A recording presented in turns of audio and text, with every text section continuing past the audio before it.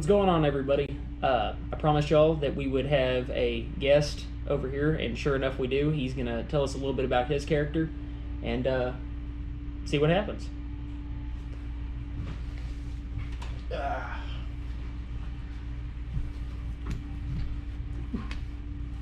Things go rolling.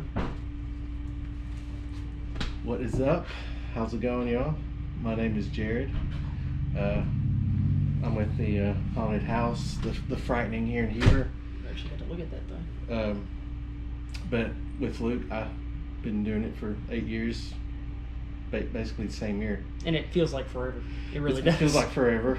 and kind of what he was talking about yesterday, as far as how I got started and everything.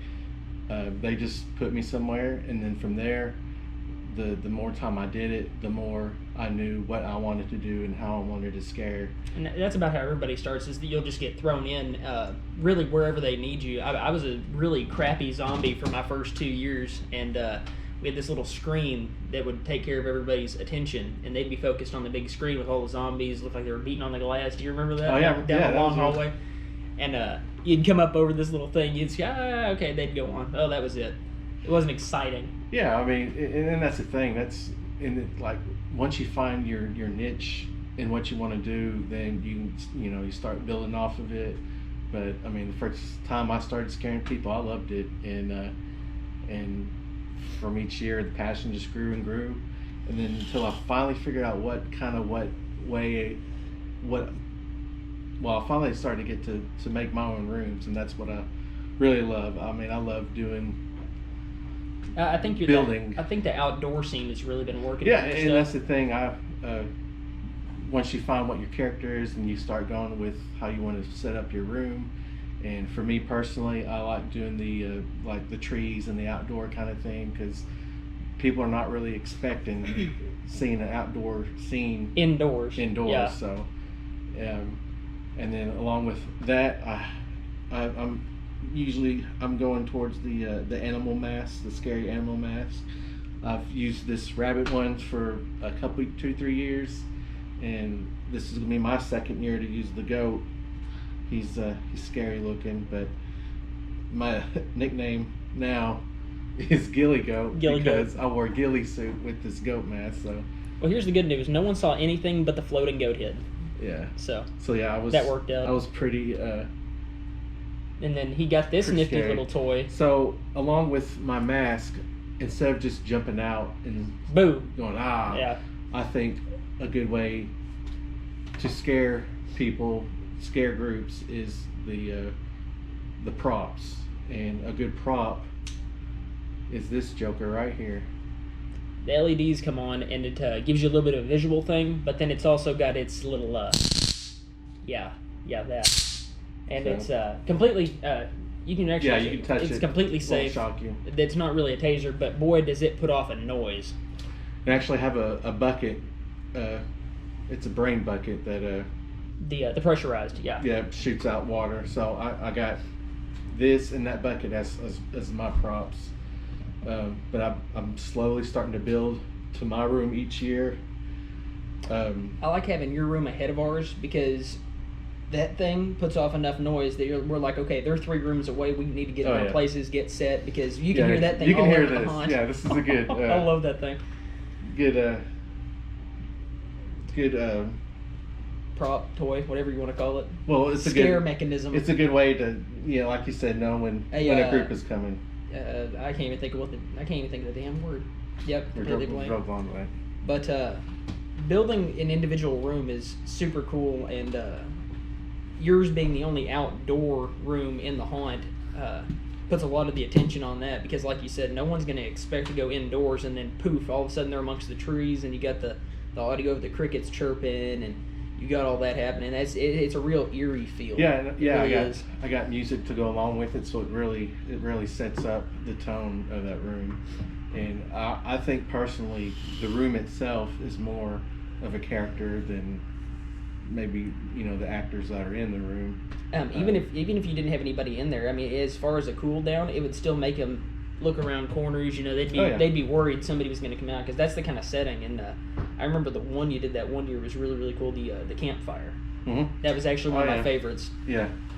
Yeah, I had a bunch of trees, and then had a camp setting with a tent and a fake fire and everything. And I actually had my own kids sitting by the fire. Of course, when everybody walked in, their attention was on the kids, and I jumped out. Come up right behind them. Yeah, actually, that was the first year I wore this fella. Yeah, Peter Cottontail there. Yeah. Good times. Man, if you think back to all the really awesome scares that we've had, I think the camp's fire room scene was the best, in my opinion. And as far as clown rooms go, I think my favorite one was last year's with the noodles, hanging down the pool noodles. Putting that much work into a room, I mean, by God, let me tell you, the outdoor scene is great, but the cleanup, holy God.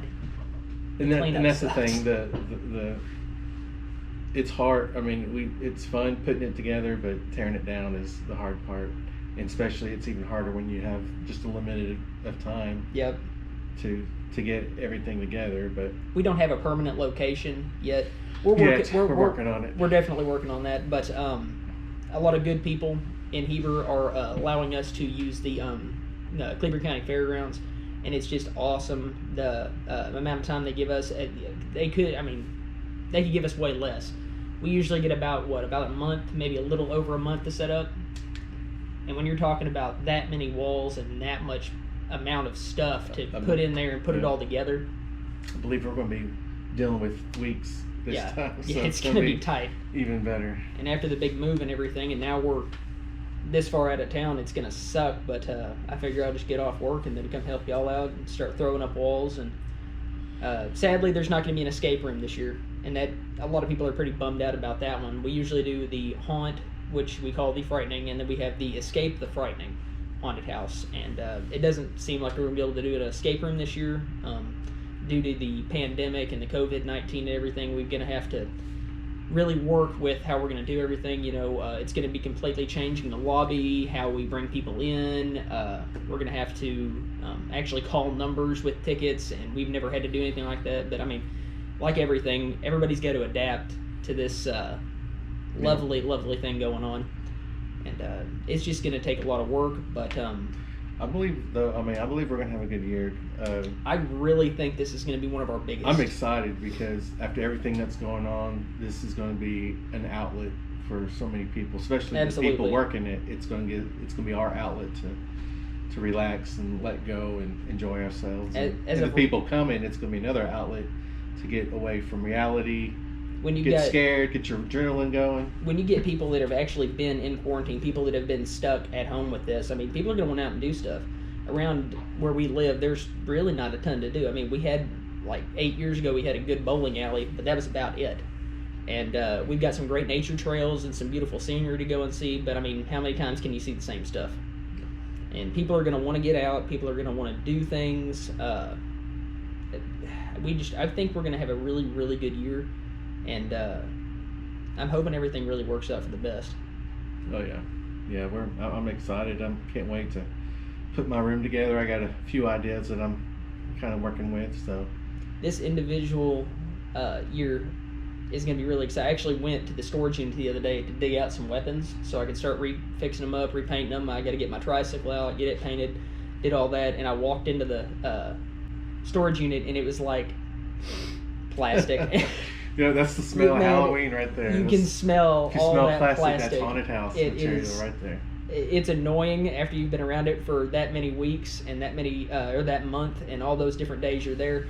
It starts to get kind of numb to you. But once you throw it open and start opening the boxes and seeing the props and everything, boy, it just gets you excited. Yeah. So. I was excited just knowing that I was gonna be able to be on here and talk. It's gonna be awesome. Because it's like finally it's here, and we didn't get to go to St. Louis, which was a huge bummer. So finally getting to start, preparing our haunt and everything. And I had so many plans of stuff I was actually going to buy this year. I was going to add more to my stuff. I was going to get that box of the candy that when you open it up, the thing comes out. I had money set aside for that. I was going to give me one of the big horn guns, one of the ones that does a woo and all the different noises. I had so many different plans of stuff I was going to get, but due to this lovely pandemic, we didn't get to go to St. Louis. Messed up everything. Yeah. And we were actually planning on going anyway, just to go on vacation, and then it actually ended up that one of our haunted house workers actually came down with COVID-19, the people that we were planning on going with. So it was like, yeah, let's back out while we can. And that's about the time they shut down everything. And had we have gone a day earlier, we'd have got caught up in all of that. So I'm just glad we didn't. But anyway, this is going to be shared on the Facebook page. This is going to be on YouTube, obviously, if you didn't already know. So if you'll actually check us out on Facebook, hashtag The Frightening Haunted House. We're on Facebook. You can actually... Frightening. Yeah, The Frightening. Make sure you spell it right. Yeah, not The Frightening. Oh, Charles. But anyway, if you'll check us out on Facebook, just like our page, and you get to follow us through setup, through the actual haunts, tear down, all of it, and get constant updates, live videos, and just check it out right here for other live videos. We'll see y'all later. Thanks for having me on. No problem. Thanks for being here, brother. Yep. Stay spooky.